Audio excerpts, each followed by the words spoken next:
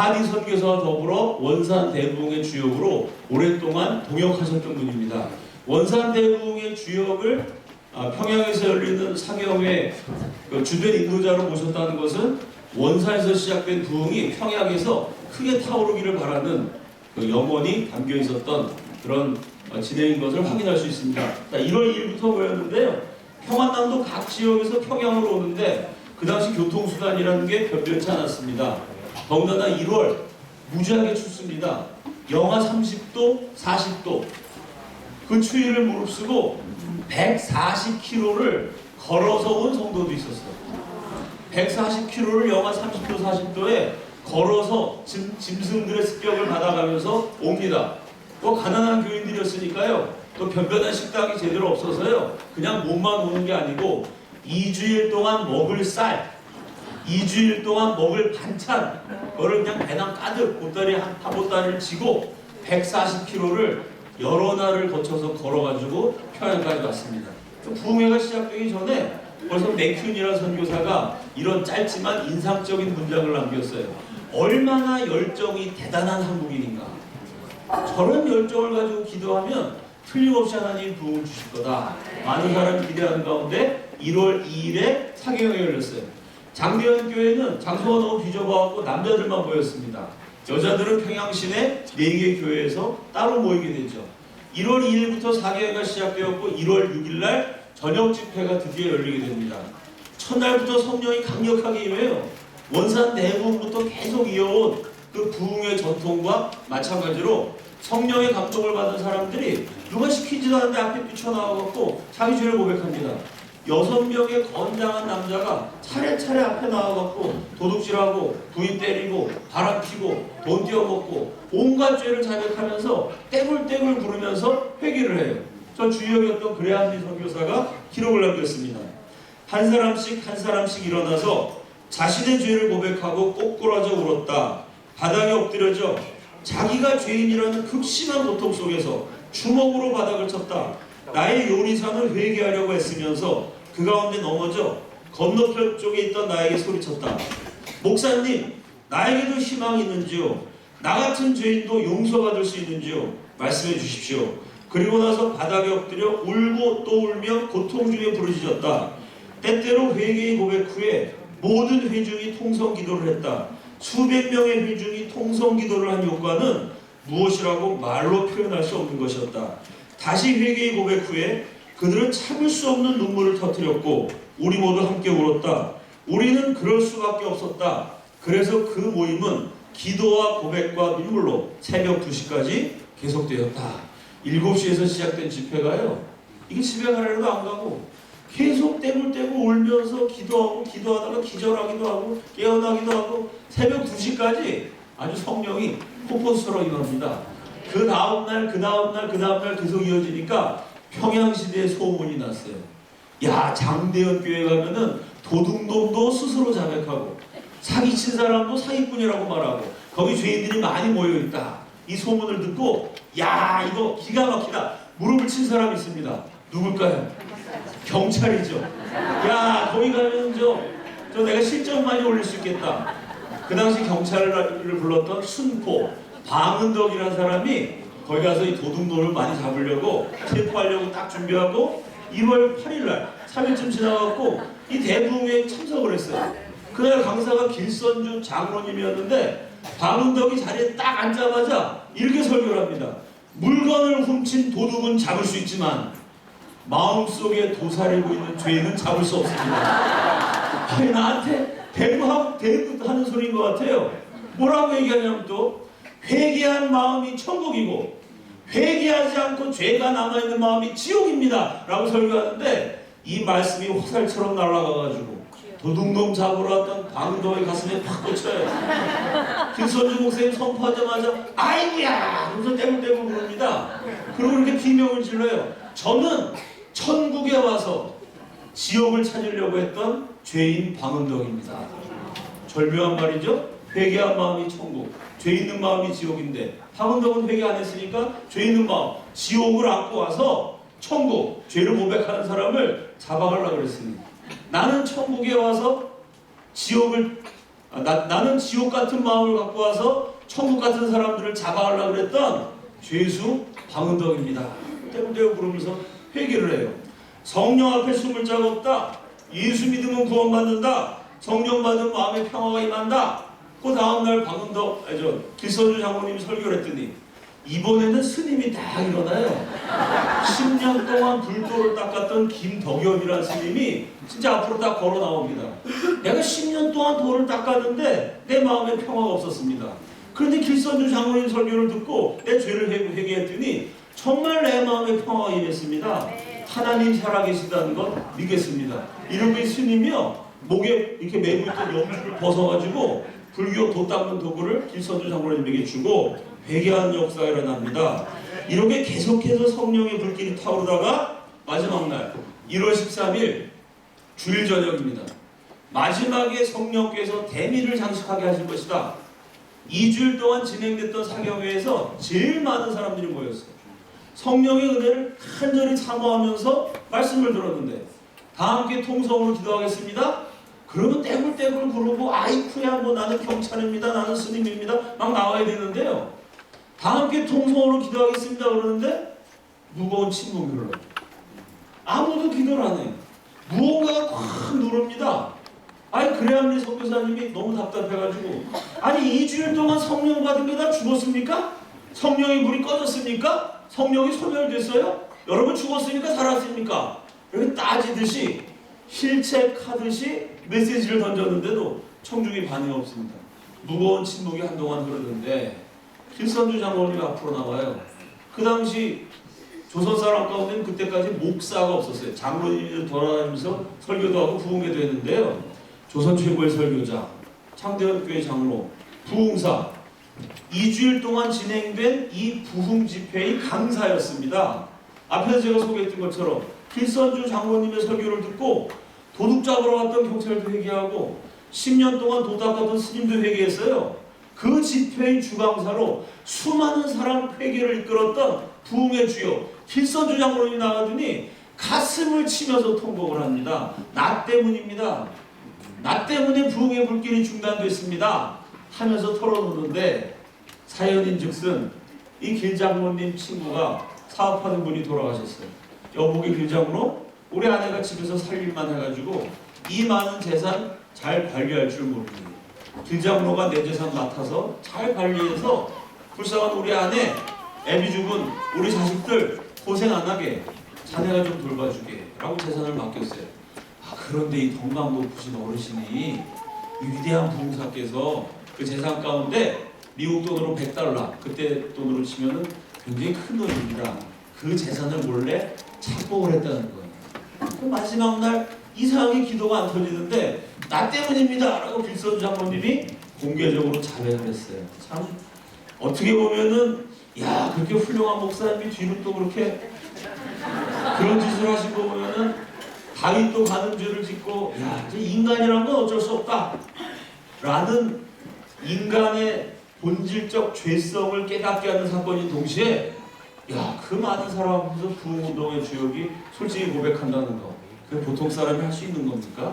야, 정말 성령이 역사하신 용기 있는 진정한 회개다. 이런 두 가지 느낌이 들게 하는 장면이죠. 길선주 장로님이 회개하니까 다시 또 부흥의 불길이 타올라가지고 그날 밤 가장 뜨거운 부흥 집회 저녁이 됩니다. 자, 이 평양 대부흥은 그전까지도 계속 확산이 됐지만 그전 집회하고는 차원이 다르게 규모가 제일 컸고 성령이 제일 강력하게 역사하셨고 중요한 것은 이 평양에서 시작된 부흥은 전국으로 번져갑니다. 왜냐하면 이분들이요 평안남도 각 지역에 있는 교회 지도자들 1000명이 모인 겁니다. 그러니까 이분들이 성령에 불받고 자기 교회 들어가고 열심히 간증하고 복음 증거하니까 그 지역이 전부 다 뒤집어요. 평안도가 그냥 성령의 불로 막 타오르기 시작합니다. 이게 참 특이한 사건이죠. 조선조 500년 동안 평안도는 사람 취급 못 받았어요. 서북민 차별해가지고 열받아갖고 1811년에 홍경래라는 아주 용감한 사나이가 반란을 일으키지 않았습니까? 차별당했던 평안도 땅에서 아주 그냥 각지에 성령의 불길이 타오릅니다. 그런데 다른 도에 있는 기독교인들이 그 소식을 듣고 기도를 해요. 그냥 기도한 게 아니라 열받아서 기도합니다. 뭐라고 기도했을까요? 내가 읽다가 웃었어요. 경상도, 전라도, 경기도, 충청도, 강원도 할 거 없이 다른 지역에 있는 기독교인이요 이렇게 기도해요. 공평하신 하나님, 평안도만 사랑하시니까 평안도에만 부흥을 주시고 우리 경기도에는 안 주십니까? 강원도에는 안 주십니까? 이러고 각도에 있는 기독교인이 평안도를 보고 자극을 받아갖고 우리도 부흥을 달라고 기도해요. 기도하는 것마다 응답이 됩니다. 그러니까 부흥에 참석했던 사람이 부흥의 불꽃을 갖고 퍼뜨리고요. 그거 보고 샘 나가지고 한국 사람도 지금 못 살잖아요. 동네마다 다 기도해서 막 부흥 일어나고 평양 대부흥 강사로 활약했던 길선주 장로를 위시한 이 부흥의 주역들이요 전국을 순회하면서 부흥 집회를 가져요. 그 주역들이 전국을 순회하면서 또 부흥이 번져가고 이렇게 세 방면으로 부흥의 불길이 퍼져나가기 시작하니까 조선 전체가 뒤집어지는 엄청난 역사가 일어나요. 그 다음 장면이요. 1910년 에든버러 세계선교대회 세계적인 기독교 지도자 선교학자들이 모여서 한국에서 일어난 엄청난 사건 3년 전에 일어난 평양 대부흥을 이렇게 정리해요. 지난 몇 년간 한국 선교의 가장 현저한 특징은 한국의 대부흥이었다. 그것은 진정한 오순절이었다. 이 아주 의미심장한 구절입니다. 사도행전 2장에 나타난 오순절 성령 강림의 역사가 전 세계에서 가장 가난한 나라, 가장 비참한 나라라고 할 수 없는 나라 빼앗긴 식민지 한국에서 사도행전 오순절 역사가 제일 약하고 짓밟히는 식민지 한국에서 일어났다는 겁니다. 5만 명의 한국 기독교인들은 정화시키는 부흥의 불을 통과했고 그 경험을 통해 오늘 한국교회는 죄의 무시무시한 성격, 구원하시는 그리스도의 능력, 기도의 효능, 하나님의 내재, 하나님의 임재를 알게 되었다. 여기 부흥에 참석해서 불받은 사람이 5만 명이다. 이 5만 명은 어떤 숫자냐면요. 그냥 부흥에 왔다 갔다 한 사람이 아니에요. 평양 대부흥의 기록을 보면요. 한국교회가 얼마나 순결했는지를 알 수 있어요.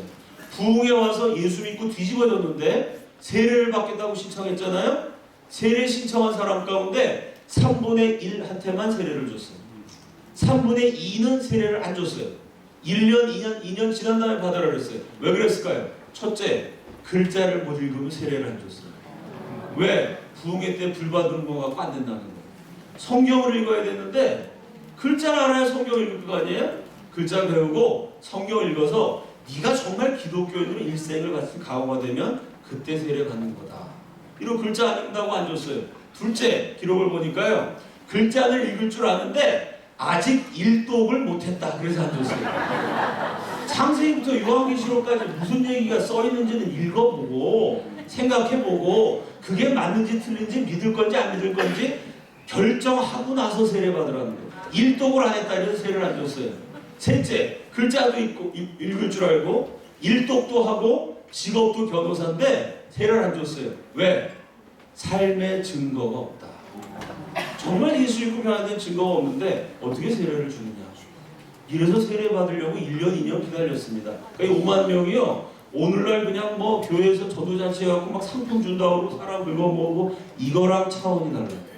정말 예수 믿고 뒤집어져서 삶이 변화된 사람. 이 5만 명, 그런 사람이 5만 명이라면은 이건 정말 하나님이 하신 일입니다. 대부흥이라고 말할 수가 있죠. 세계가 깜짝 놀랐어요. 자, 이 평양 대부흥의 결과로 첫 번째 선교가 시작이 돼요. 그 다음 장면이요. 평양 대부흥이 일어났던 장대현 교회에서 대부흥의 주역인 길선주 장로님이 목사님 되십니다. 바로 그 장대현 교회에서 1907년에 이기풍 목사님이 선교사로 임명이 돼갖고 제주도로 가요. 여러분 아시는 것처럼 이기풍 선교사님은 원래 깡패였죠. 마포 3열 선교사가 평양에 처음 복음을 증거하러 옵니다. 감히 서양 오랑캐놈이 단군이래. 그 고조선과 고구려 고대 우리 한민족 국가들의 수도였던 한국의 혼이 서려 있는 이 평양 땅에 서양 오랑캐들이 야소교를 증거하고 하러 와 다시는 발을 붙이지 못하게 하리라. 이러고 깡패 이기품이 짱돌을 던졌는데 돌 던지는 솜씨가 다윗 수준입니다. 짱돌이 날아가고요. 마포 3열 선교사의 턱에 맞았어요. 아니 여러분 몸 전체 가운데 턱 맞으면 제일 아프지 않겠어요? 복싱 선수도 턱 맞으면 KO 당하는 거잖아요. 턱을 노려서 던졌는데 정확하게 맞았습니다. 야, 저놈 이제 무서워서 도망가겠구나 생각했는데 턱을 딱 돌 맞자마자 마포삼열 선교사님 무릎 꿇고 하늘을 보러 저들은 저들이 하는 죄를 알지 못합니다. 용서해 주십시오. 기도를 해요.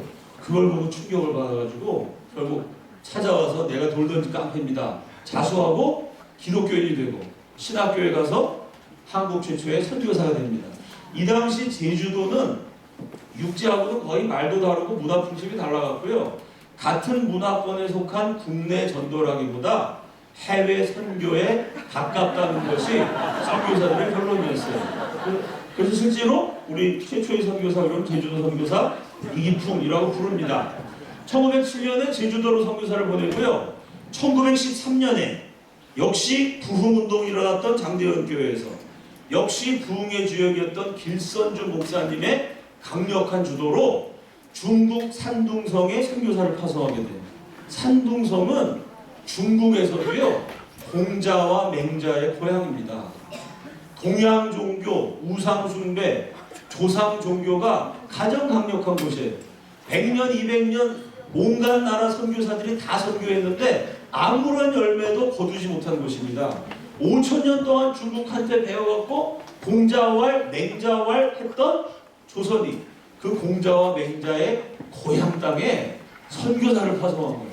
1913년 조선이란 나라 없었습니다. 식민지였어요. 조선교회 가난했어요. 그 당시 해외 선교사 파견한다는 것은 여러 가지 면에서 무리입니다. 근데 길선주 목사님이 무리이고 힘든데도 무리해 가면서 중국 땅에 선교사를 파송했어요. 왜 그렇게 무리를 하셨을까요? 선교사 파송 예배에서 이런 말씀을 하십니다. 선교사 보내는 게 지금 조선교회 실정에 너무나 힘들고 어렵다는 것 압니다. 그리고 이렇게 얘기해요. 그러나 우리가 독립국은 잃어버렸지만 지금 조선이 독립국은 못 되지만 선교국은 되어야 합니다. 그냥 선교한 게 아니고요. 애국심으로 선교했습니다. 나라 뺏겼어요. 독립국은 아니에요. 식민지예요. 우리가 독립국은 아니지만 정치적으로 힘이 없지만 경제적으로 가난하지만 하나님 앞에서는 선교국은 돼야 된다. 선교사 보내는 영광 이거까지 뺏기면 우리 조선에 무슨 희망이 있겠느냐? 독립국은 못 되어도 선교국은 되어야 한다. 눈물을 흘리면서 선교사를 파견합니다. 이게 전 세계적으로 엄청난 뉴스가 돼요. 고종황제가 나라 망하게 되니까 헤이르 밀사 파견해갖고 전 세계에 조선을 도와달라고 호소해도요 아무도 안 들었어요. 왜? 그때 아시아, 아프리카, 남미 전 세계 100개국 이상의 식민지가 됐습니다. 망한 나라가 한둘이에요? 그 망하는 나라에 서양 여러 강대국들이 선진국 기독교인들이 일일이 관심 가질 여유도 없고 이유도 없었어요. 조선을 살려달라는 정치적인 호소는 아무도 안 들어줬어요. 그런데 조선이 선교사를 파견하니까 헤이르 밀사를 보낼 때는 반응이 없었던 서구 선진 기독교회와 정부가 조선에 관심을 갖게 돼요. 왜 관심 가졌을까요? 당연하지 않겠어요? 아니 100개국 이상 나라에서 100년, 200년, 300년 선교해도 아무런 기별이 없습니다. 조선은 20년 선교했더니 막 부흥이 일어나서 뒤집어지고 난리가 났어요. 기독교로 나라를 세우겠대요. 선교하고 30년 지났더니 선교사를 파견해요? 그것도 5000년 동안 자기네가 섬겼던 종주국한테? 와, 나라도 없는 식민지가 어떻게 선교사를 파견합니까? 기독교가 들어가고 30년 만에 선교사가 나와요. 이런 일이 있습니까? 야, 쟤네들은 뭔가 특별한가 보다. 하나님이 저 조선, 코리아란 나라는 무슨 특별한 계획이 있으셔서 놀라운 일을 행하시나 보다. 우리가 독립국은 못 되지만 선교국은 돼야 한다. 애국심으로 선교사 파송했더니요. 그게요. 외교적, 정치적으로 엄청난 자산이 돼서 결국 나중에 대한민국이 그 혜택을 다 누리게 됩니다. 이렇게 대부흥이 막 일어나고 선교사 파견하고 이 한국에서 일어난 일을 한국에서 일어난 일로 끝난 것이 아니라 그걸 전 세계에 알린 위대한 외교관이 있습니다. 그 다음 장면이요. 잘생겼죠? 누굴까요? 이승만. 1908년 3월 1907년 1월부터 평양 대부흥이 막 일어났어요.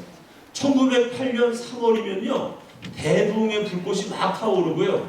이기풍 선교사가 제주도에 파견돼 몇 달 지난 다음에 미국 펜실베니아주 피츠버그에서 제1차 세계 선교대회가 열려요. 이게 중요한 사건입니다. 왜?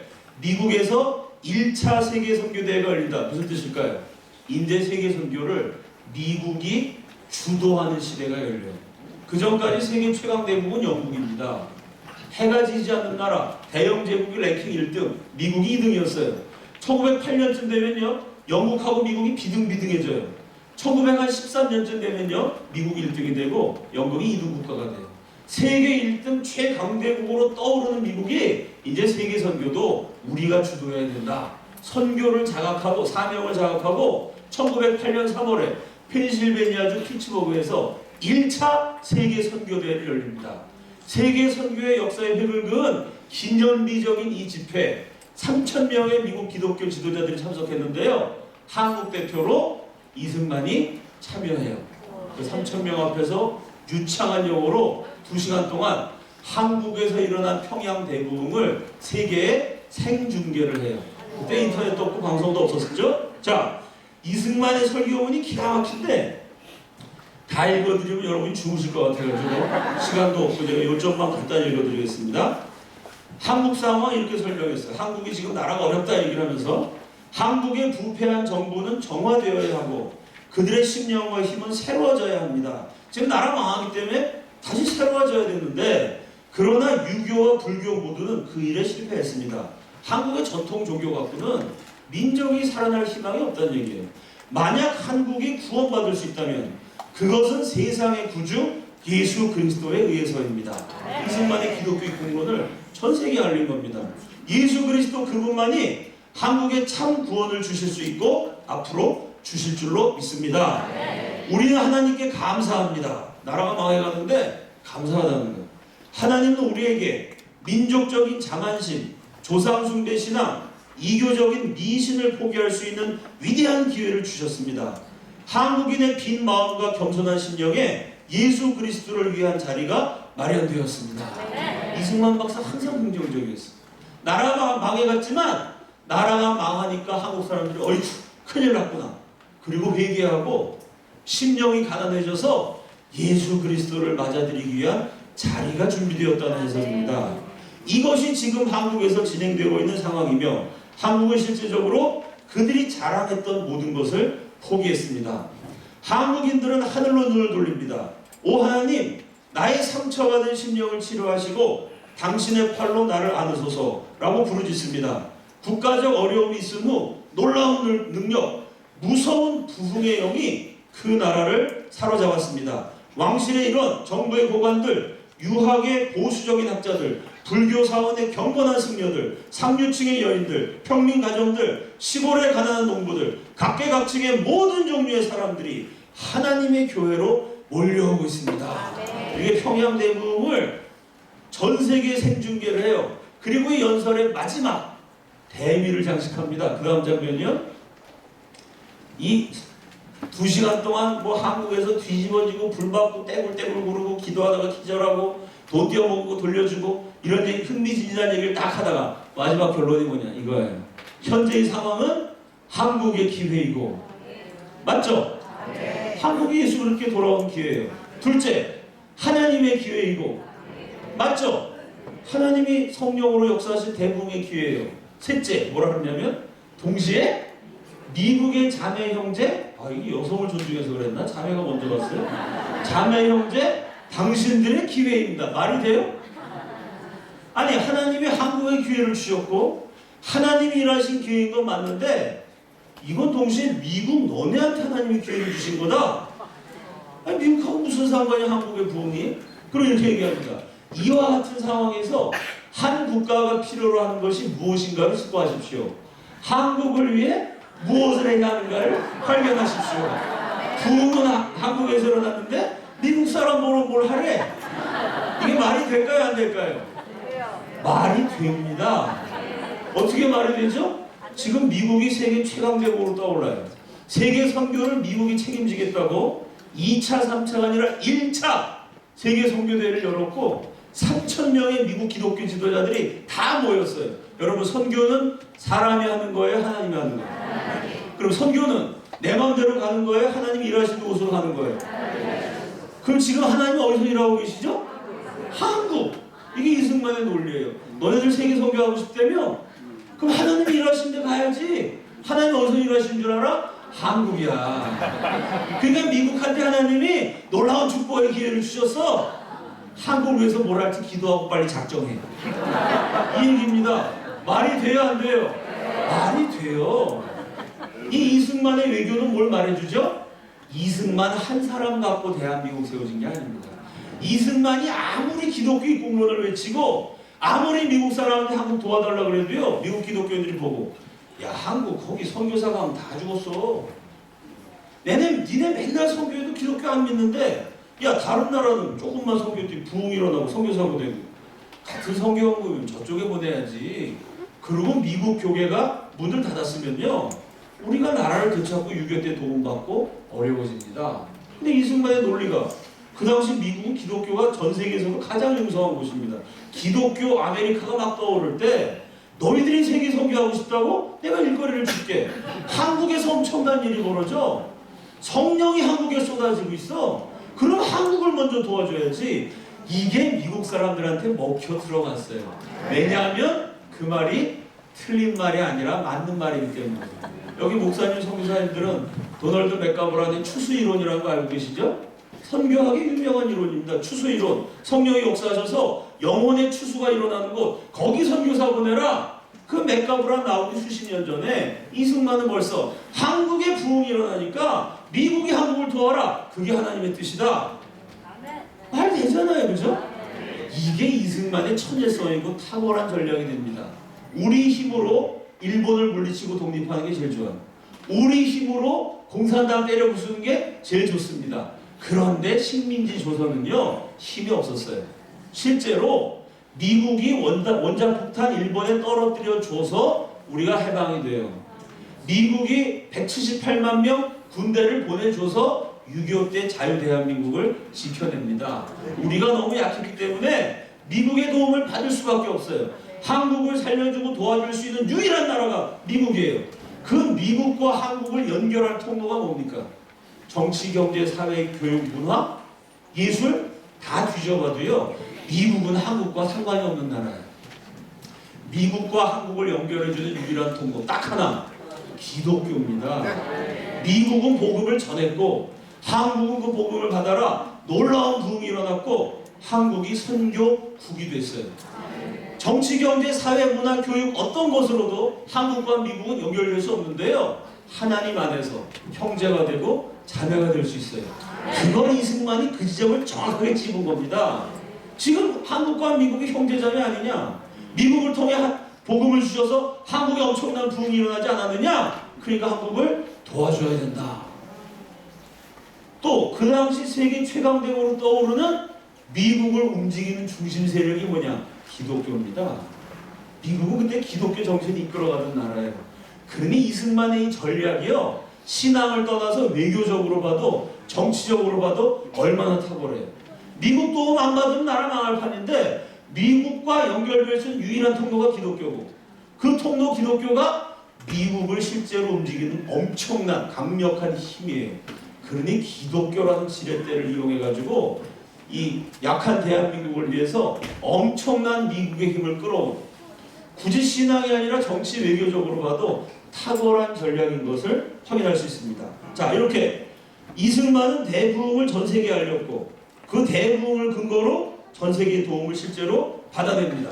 첫째, 대부흥의 결과 선교가 시작됐고, 둘째, 이승만의 맹렬한 독립 건국을 향한 외교의 근거가 됐고, 셋째, 이 대부흥이 독립운동의 주역이 됩니다. 그 다음 장면이요, 평양 대부흥에 참여하셨던 분들이 3.1운동에도 주력 부대가 돼요. 아까 보니까 뒤에 대중차가 3.1운동 강의를 하시기 때문에 제가 대부흥과 관련된 부분만 간략하게 소개합니다.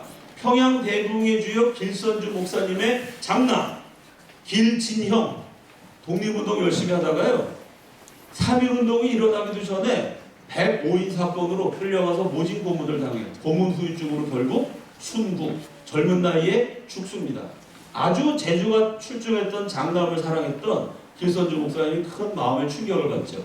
그때 그분이 시를 쓰셨어요. 제목이 마음이 논이는 딴 세계. 아들 잃어버린 아버지의 마음이죠. 이 세상에 이 세상은 내 장남을 삭혀버린 세상. 이 세상에 미련이 있겠어요? 아들 죽인 세상에 마음이 논이는 딴 세계. 뭔가 딴 세계를 바라본다는 거예요. 시가 아주 명시인데 한 대목만 소개하면 만사가 마음에 없고 그 아들이 고문당해서 시름시름 몇 년 동안 그냥 사람 구실 못하고 계속 피고를 쏟으며 그냥 비실비실 앓다가 젊은 날에 죽어버렸으니 아버지 마음도 같이 시들었죠. 만사가 마음에 없고 성경 2권이 있으니 마음 둘 때가 성경밖에 없어요. 네, 이 밖에 더 무엇을 구하랴. 성경 2권 신약성경 구약성경 하나님 말씀이면 충분하다. 아들 잃고 나서 오히려 믿음이 더 좋아지셨죠. 자, 평양 대붕이라던 장대현 교회가 3.1운동 북부 지역의 근거지가 돼요. 1919년 3월 1일 날 장대현 교회 태극기가 개양됩니다. 길선주 목사님 나오셔서 독립선언서를 낭독하시죠. 3.1운동 민족 대표 33명 가운데 한 분, 특히 기독교 최고의 대표자가 평양 대붕의 주역이었던 길선주 목사님이십니다. 결국 3.1운동으로 체포가 되시죠. 장남은 3.1운동 일어나기도 전에 독립운동하다 고문당해 죽고, 본인은 민족대표 34명으로 활약하다가 감옥에 투옥되셨고, 둘째 아들 길진경 3.1운동 때 지하신문을 만들어요. 그리고 다른 국제적인 뉴스를 다 이렇게 스크랩해갖고 지금 세계 정세가 일본의 야만적인 제국주의를 규탄하고 있습니다. 삐라 같은 거, 전단지 같은 거 만들어서 열심히 유인물을 돌리면서 독립운동에 앞장섰어요. 그러다 결국 체포가 됩니다.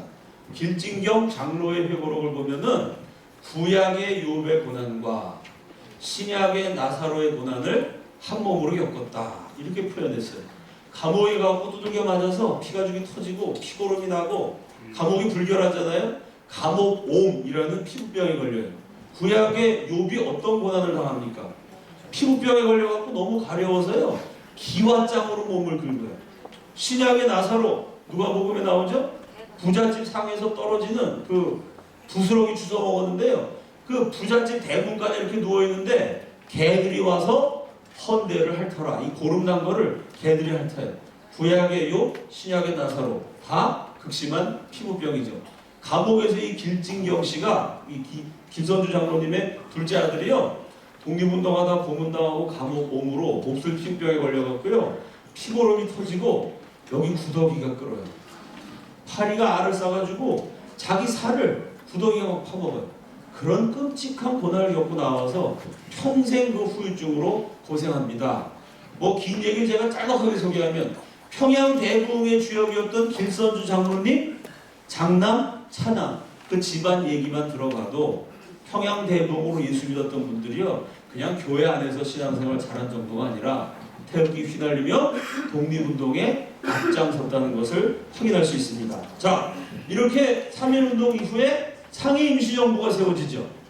그 상해 임시정부에 또 원산 대붕에 맞춰서 기독교 입국론을 주장했던 이승만, 피츠버그 세계선교 대회에서 전 세계인에게 평양 대붕을 생중계했던 이승만이 3.1운동 이후 상해 임시정부의 대통령이 됩니다.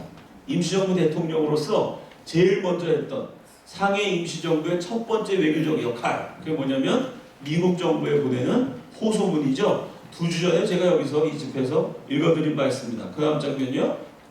그때 뭐 제가 자세히 설명했으니까 간단히 읽겠습니다. 다 함께 읽겠습니다. 시작! 우리의 주장은 하나님이나 사람의 일과 앞에 똑똑하시다. 우리의 목표는 일본이나 어린하고 자유를 못하는 것이며 우리의 목적은 아시아의 민주화이며 우리의 소망은 기독교의 전세계적 보호이다. 그러므로 우리는 우리의 요소가 이 국민이 수호할 가치가 있다고 생각한다.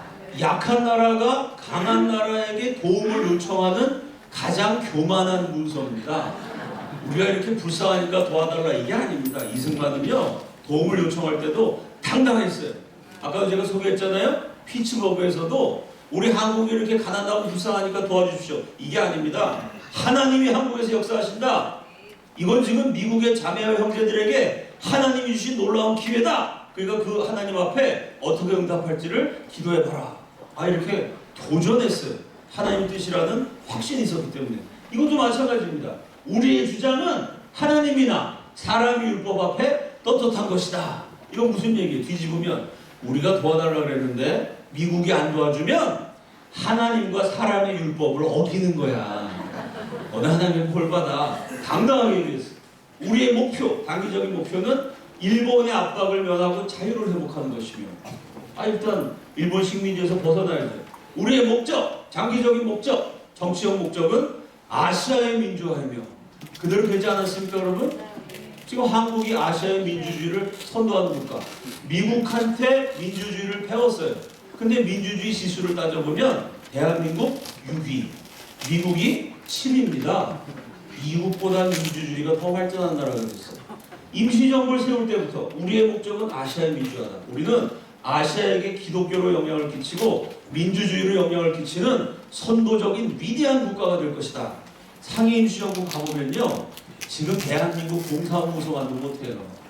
너무 귀찮아서 눈물이 납니다.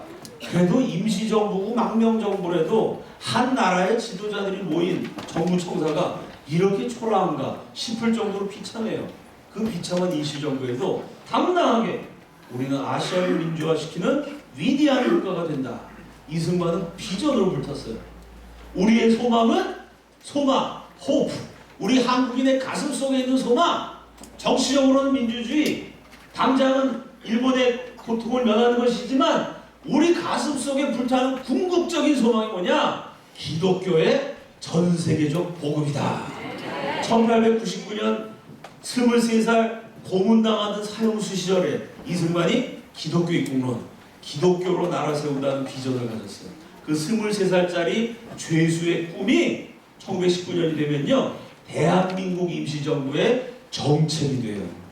공식적인 외교 문서에 등장합니다. 감옥에서 죄수가, 젊은이가 그냥 노트에다 끄적끄적 거렸던 글이요, 1899년인데 20년이 지난 1919년에는요 공식적인 외교 문서, 그것도 대한민국 임시정부의 첫 번째 외교 문서에 등장하는 역사적인 장면입니다.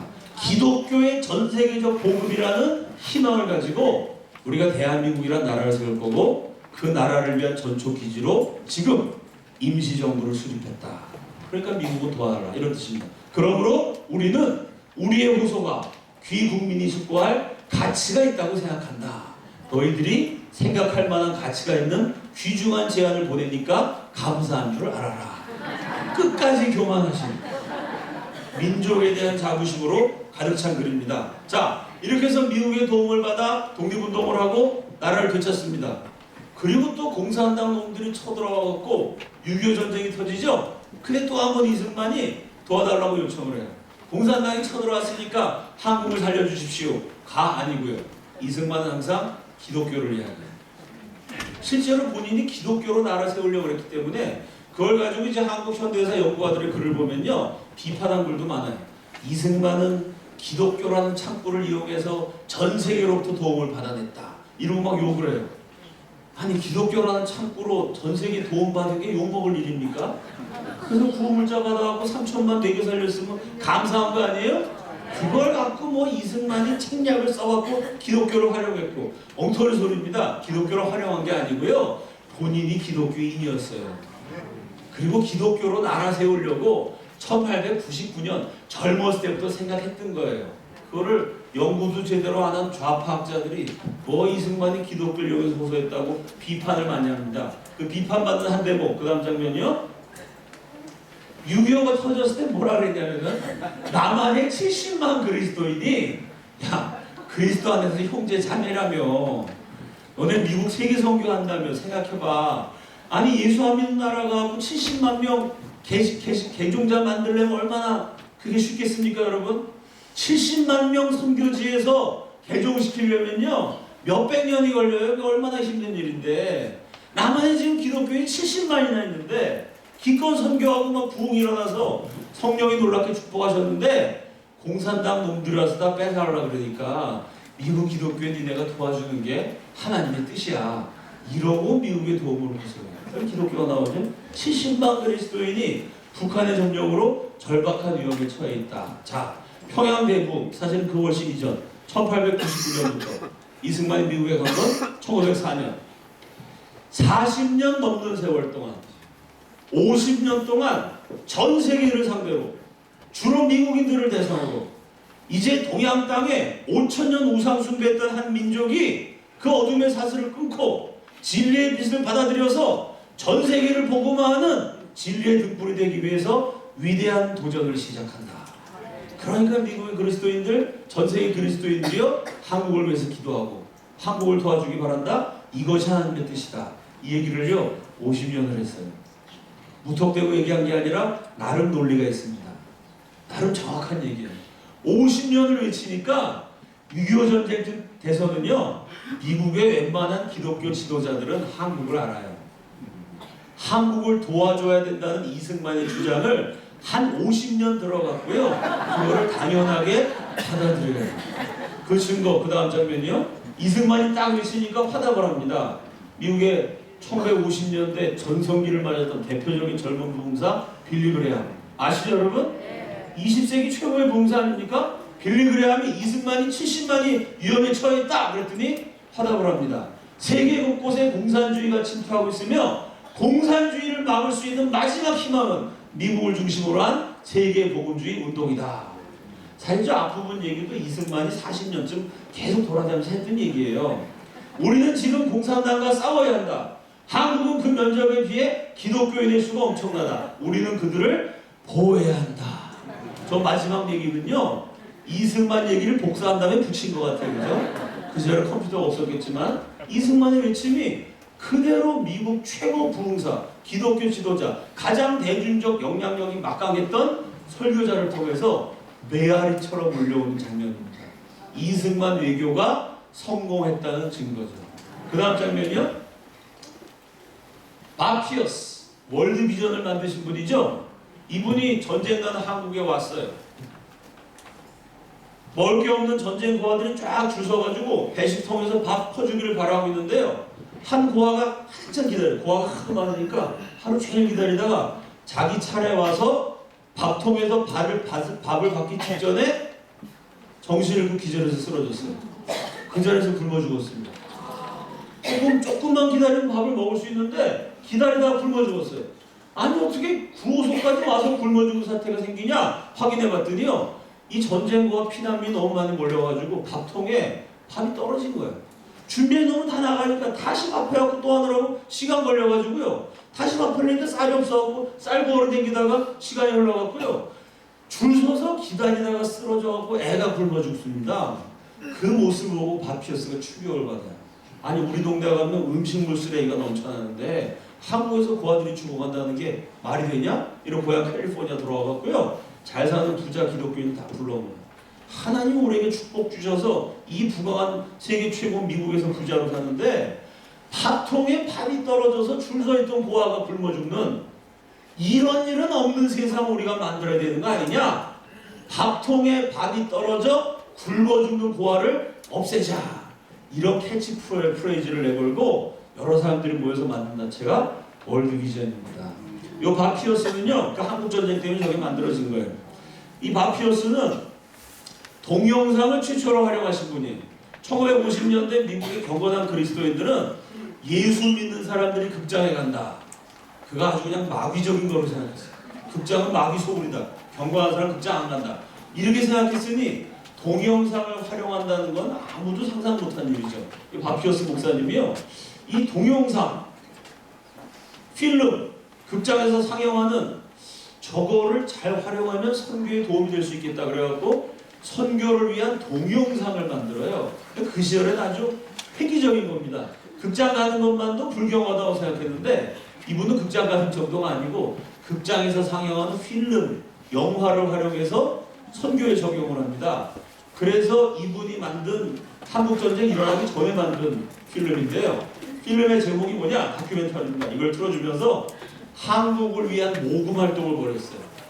그래서 한국의 수많은 전쟁고아들 먹여 살려주고 구호물자를 나눠줬습니다. 한국을 위해서 헌금을 걷기 위해 미국 전역을 여행하면서 틀어준 필름이 이게 뭐냐? 38선. 38선이 군사분계선입니다. 체제의 분계선이에요. 군사분계선, 체제분계선, 정치분계선이 아니고 한국에서 하나님에 대하여 신의 경계선, 신학적인 분계선이라는 겁니다. 무슨 얘기죠? 6.25 전쟁을 남북분단을 영적으로 봤어요.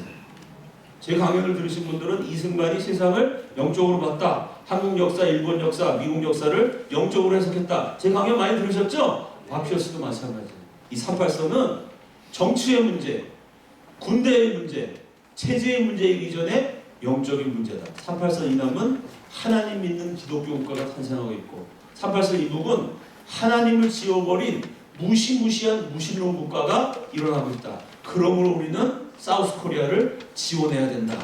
이 영상을 전 세계를 누비면서 틀어줘갖고요. 전 세계에서 구호물자를 모아요. 이렇게 한국이 하나님이 축복하신 기독교 국가가 됐는데 이 한국이 침략당했으니 전 세계 기독교인이여 한국을 도우라. 이승만의 호소에 빌리 그레함, 바피어스, 미국의 대표적인 지도자뿐만 아니라요. 전 세계가 호응을 합니다. 전 세계가 호응했다는 증거가 뭐냐? 6.25 때요. 우리나라에 구호물자 보낸 나라가 68개국. 기네스북에 올라있는 세계 신기록입니다. 한 나라가 위기에 처했을 때 5개 나라, 7개 나라가 도와준 사례들이 있어요. 20개국 이상이 도와준 거 거의 없습니다. 그 당시 6.25 때 전 세계국 다 합쳐봐야 150개가 안 됐어요. 148개인가 되는 나라 가운데 거의 절반, 68개국이 대한민국을 도와줬어요. 그때 대한민국의 국력은요, 68개국에 외교관을 보낼 수준도 못했어요.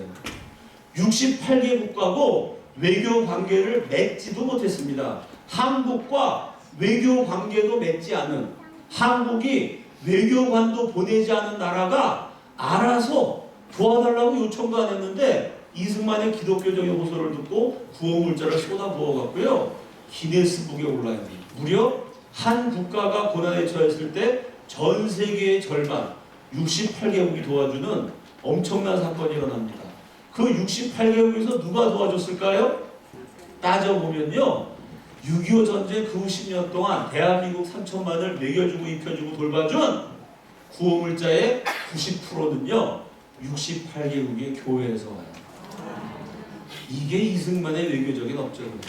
인간적으로 보면 이승만의 업적이고요. 동시에 그게 사람이 한 거겠어요, 여러분?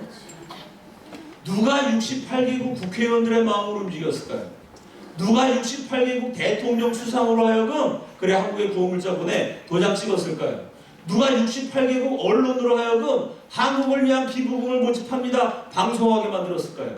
누가 68개국 국민들의 마음을 움직이고 무려 68개국의 교회가 3천만 국민을 10년 동안 먹여 살리는 구호물자를 기네스북에 오를 만큼 엄청나게 보냈을까요? 이때 한국이 받은 구호물자는요, 아프리카 54개국이 받은 구호물자 다 합친 것보다 더 많습니다.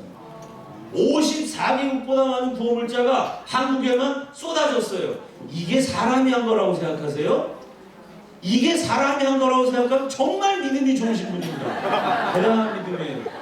오직 하나님이 이루신 일인 줄로 믿습니다. 이 멸망하는 나라에서 기독교로 한번 나라 세워보려고 끝까지 포기하지 않고 우리 조상들이 통곡하며 기도하고 몸부림쳤더니요, 하나님이 하늘 문을 여시고 68개국 국민들의 마음을 다 움직이셔갖고요, 아프리카 54개국보다 많은 구호물자가 한국에만 집중되게 역사하셨어요. 자, 나중에 전쟁이 끝난 다음에 5천년 농사지었던, 그것도 보릿고개를 넘다가 해마다 수많은 사람이 굶어 죽어갔던 이 가난한 농업국가가요, 지금 전 세계 6대, 7대 무역국가로 성장했습니다. 5대양 6대주를 누비면서 수출이라는 거예요, 수출. 지금 대한민국 국부의 88%가 수출로 벌어들인 돈입니다. 그럼 여러분, 한국 수출이 어떻게 발전했을까요? 우리 수출이 무역국가로 성장하는 모습 보면요, 지금은 한국 휴대폰, 자동차 세계 1등 수준입니다. 처음에 한국이 만든 수출품이 뭐냐면요, 여자들, 처녀들 머리 잘라갖고 가발 만들고요, 쥐 잡아다가 그 껍질을 코리안 밍크 이래갖고 팔아먹었어요. 쥐 껍질. 그거 팔면서 수출했습니다, 대한민국이. 근데 그 조잡한, 참 어떻게 생각하면 희한한 그 물건을요 또 전 세계에서 사줬어요. 지금은 한국 물건 우수하니까 200개국이 다 사주지만요, 처음 한국이 엉성한 거를 수출품이라고 만들 때 그거 누가 사줬을까요? 제일 많이 사준 나라들이 UN 16개국. 우리가 가서 목숨 걸고 피 흘려서 싸운 한국에서 내가 갔을 때니 농사만 짓고 가난한 나라인데, 아니 그 나라가 지금 수출품을 만들었어? 야, 내가 거기서 피 흘리고 싸운 게 헛되지 않구나. 싸워준 것만도 고마운데요, UN 16개국이 앞장서서 한국 물건을 사줘요. 두 번째 그룹이 구호불자 보낸 68개국. 야, 그때 내가 뜨개질에서 한국 보냈는데 세상에 그 나라에서 지금 가발을 만들어서 보냈어. 야, 내 인생 헛되지 않았구나. 도와준 것만도 고마운데요, 16개국, 68개국이 우리 물건을 눈물 흘리면서 고마워하면서 사줬어요. 그러면서 한국 수출품이 전 세계로 퍼져나가기 시작해서 지금 세계 6대, 7대 무역국가가 된 겁니다. 그 결론은 뭐죠? 대붕이 일어났기 때문에 이 나라가 살아난 거예요. 대붕이 일어났기 때문에 우상 숭배하다가 망한 나라가 기독교로 영적으로 살아났고요. 대붕이 있으니까 이승만 같은 위대한 천재가 돌아다니면서 하나님이 부흥을 주시는 저 땅을 세계는 외면하지 말아라. 하나님이 축복하시는 저 민족을 세계는 도와줘라. 그게 미국의 사명이다. 이러고 돌아다녔는데 대붕이 없었은 게 말이 돼요? 우리 조상들이 열심히 예수를 믿어줬기 때문에 이승만이라는 위대한 지도자가 그 사실을 근거로 해서 전 세계 도움을 호소했고, 이렇게 지도자와 백성들이 아무것도 없는 나라인데요, 5,000년 우상 숭배에 찌든 민족이 그래도 예수 붙들고 살아보겠다고 몸부림치니까 하나님이 68개국 그냥 다 동원해 주시고 나라 구호물자 보내주시고 물건 팔리게 해주시고 부강한 대한민국에 축복을 주신 줄로 믿습니다. 강의를 정리하죠. 또 한번 따라하겠습니다. 부흥으로 다시 살아난다. 옆 사람에게 인사해 봅시다. 부흥으로 다시 살아납시다. 부흥은 리바이벌, 다시 살아나는 것입니다. 다 죽었던 민족이 대붕이 있어서 살아났어요. 나라 뺏기고 죽어버린 줄 알았는데 기독교 대한민국으로 다시 부활했습니다. 대붕이 있어서 가능해요. 근데 여러분, 지금 대한민국이 다시 죽어가고 있죠? 대부흥이 일어났던 평양 장대현 교회, 김일성이가 정권 잡자마자요 장대현 교회를 밀어버리고, 그 장대현 교회 우리 선조들이 떼굴떼굴 구르면서 기도했던 그 역사적인 장소에요 거대한 이승만이 아니고 김일성 동상을, 큰일 날 뻔했네. 김일성이 이승만 동상을 세우는 이런 착한 일을 할 리가 없죠. 김일성이가 장대현 교회를 밀어버리고요, 하나님이 역사하셨던 바로 그 자리에 거대한 자기 동상을 세워요. 성령이 임했던 자리에 자기가 하나님 된 거죠. 그 앞에다가 평양 학생 소년 궁전, 한국으로 치면 저 예술의 전당 같은 공연장을 만들어요. 그 공연장에서 신곡을 발표합니다. 발표한 신곡이 뭐냐? 김일성 원수님은 우리의 아버지, 당은 우리의 어머니, 세상에 부러움 없어라. 김일성 장군님 모시고 있으니까 세상에 부러움이 없다. 김일성을 찬양하는 노래 울려 퍼지는 우상의 전당을 만듭니다. 아니 대부흥으로 하나님 민족을 살리셨는데 그걸 쓸어버리고 김일성 우상을 세우니까 북한이 다 망해가지고 무려 400만이 굶어 죽는 끔찍한 비극이 일어났어요. 그 주체 세상의 영이 지금 대한민국까지 파고들어가지고 나라를 어지럽히고 있습니다. 여러분, 우리가 무슨 힘이 있어갖고요, 요새 이렇게 헬렐레하고 경제도 안 좋고 정치, 경제, 사회, 문화 총체적인 위기를 겪고 있는 대한민국이 무슨 힘이 있어서 다시 살아나겠어요? 우리가 무슨 힘이 있어갖고 저 김일성, 김정일, 김정은의 우상을 무너뜨리고 고통당한 2천만 동포를 해방시키고 복음 통일을 이룰 수 있을까요? 무슨 힘으로 대한민국을 정상화시킬 것이며, 무슨 힘으로 고통당하는 북한 주민들을 해방시킬 것이며, 무슨 힘으로 통일, 선교, 복음의 강국을 세울 수 있을까요? 힘으로도 안 되고 능으로도 안 되고 오직 나의 신으로 말미암아 되리라. 아멘이시죠? 사람의 힘으로 능으로 안 되지만 성령이 역사하시면 여호와의 신으로 말미암아 이루어질 줄로 믿습니다. 그래서 부흥은 선택사항이 아니에요. 부흥이 일어나도 되고 일어나지 않아도 되고 그냥 예수 믿고 나 혼자 잘 먹고 잘 살고 우리 식구들 건강하게 복 받으면 되는데 부흥까지 일어나면 더 좋지. 부흥은 이런 보너스가 아닙니다. 부흥이 일어나면 살고 부흥이 일어나지 않으면 죽는 겁니다. 죽어가는 대한민국이 다시 살아날 수 있는 길, 고통당하는 북한 동포들을 해방시킬 수 있는 길, 이 지긋지긋한 고통스러운 분단의 치욕스러운 세월을 끝내버리고 남과 북이 다시 통일을 이룰 수 있는 길, 한민족이 살아날 수 있는 유일한 길은 성령이 주시는 부흥 하나뿐인 줄로 믿습니다. 이 부흥은요, 아무것도 아닌 사람들 통해서 시작돼요. 왜? 이거 하나님이 하신 거기 때문에요. 사람의 조건 스펙이 문제가 안 됩니다. 제가 시간관계상 말씀 못 드렸지만 이 책에는 썼어요. 평양 대부흥 이전에 평양 대부흥에 영향을 준 사건들. 저 웨일즈의 대부흥 운동이 일어나요. 웨일즈의 부흥 주역 이반 로버츠. 광부예요, 광부. 한국에서 탕캐는 광부는 막장 인생이라고 그랬습니다. 아버지도 광부, 본인도 광부, 흑수저 중에 흑수저, 초등학교 중퇴생. 그 보잘것없는 이반 로버츠가요, 주여 웨일즈를 주옵소서. 기도할 때 웨일즈에 엄청난 부흥이 일어났어요. 그 다음에 그 부흥의 물길이 인도 카시아 지역으로 옮겨집니다. 미조족, 인도의 백정 같은 천민이었어요. 사람 취급 못 받는 미조족, 그것도 여자들이 주여 우리 부족에 부흥을 주옵소서. 카시아의 부흥이 일어나요. 웨일즈의 부흥, 카시아의 부흥 소식을 듣고 평양의 선교사들이 1년 동안 기도해요. 웨일즈를 축복하신 하나님, 카시아를 축복하신 하나님, 이거 평양에도 부흥을 주옵소서. 조선조 500년 동안 서북민이라고 차별당했어요. 평양 기생과 음란으로 유명했던 500년 동안 멸시되고 천대됐던 그 평양 땅에서요, 그것도 길선주, 유교국가 조선의 원래 도교 도사 출신입니다. 조선의 밑바닥에 그것도 차별받던 도교의 도사 출신, 아무것도 아닌 밑바닥 인생을 통해서 하나님이 민족의 역사를 바꾸는 엄청난 대부흥을 일으키셨습니다. 조건이니 스펙이니 능력이니 학력이나 하는 거는요, 사람끼리 사람 일할 때 필요한 거고요. 전능하신 하나님이 역사하시면 사람의 조건, 학벌 다 쓸데없는 줄로 믿습니다. 그렇다면 누가 부흥의 주역이 되겠어요? 누가 대한민국을 정상화시키겠습니까? 인간적인 조건이 문제가 안 된다면요, 오직 하나님만 주인으로 섬기는 사람, 내 능력이 아니라 성령님의 능력만 의지하는 사람, 예수 그리스도만을 구주로 고백하고 충성을 다 바치는 이 자리에 모이신 애국 시민들, 국가 기도자들, 저와 여러분 보잘것없지만 우리 한 사람 한 사람을 통해서도 하나님이 2017년에 서울 대부흥을 일으키실 수 있는 줄로 믿습니다. 한 번 사는 인생, 대한민국을 살리고 북한 동포들을 구출하기 위해서 부흥의 불꽃으로 쓰임받는 저와 여러분의 찬란한 생애가 되기를 감히 예수 그리스도의 이름으로 축원합니다. 함께 기도하겠습니다. 오른손 번쩍 들고 아까와 마찬가지로 주여, 2017년에 보잘것없는 나를 통해서 서울 대부흥, 대한민국 대부흥을 일으켜 주시옵소서. 이 나라의 민족을 다시 한번 살려 주시옵소서. 다시 한번 축복하여 주시옵소서.